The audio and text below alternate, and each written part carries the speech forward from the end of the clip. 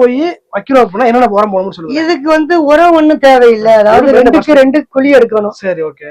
நம்மளுடைய மண்ணுல லைட்டான குப்பை சேர்த்துட்டு இந்த பாக்கெட்டை கிழிச்சிட்டு அப்படியே வச்சாலே போதும். தண்ணி மட்டும் இதுக்கு தேவை.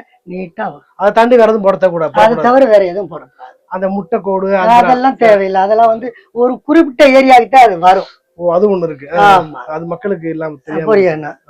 அடுத்தது பலா, அந்த செம்மரம். ஓ, செம்மரம். செம்மரம், வேம்பு.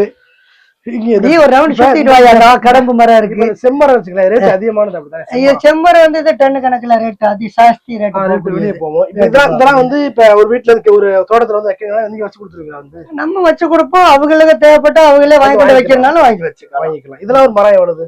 இது வந்து இந்த சைஸ்ல உள்ள பாக்கெட். இது பெரிய கவர். சும்மா சொல்லுங்க. ரேட் வந்து இது பெரிய சைஸ் கவர் 250 ரூபா ஒரு பாக்கெட். ஒரு பாக்கெட். அதே சிறிய கவர் 10 ரூபாயில இருக்கு. அதுக்கு அடுத்தது ஒரு 120 ரூபாய்.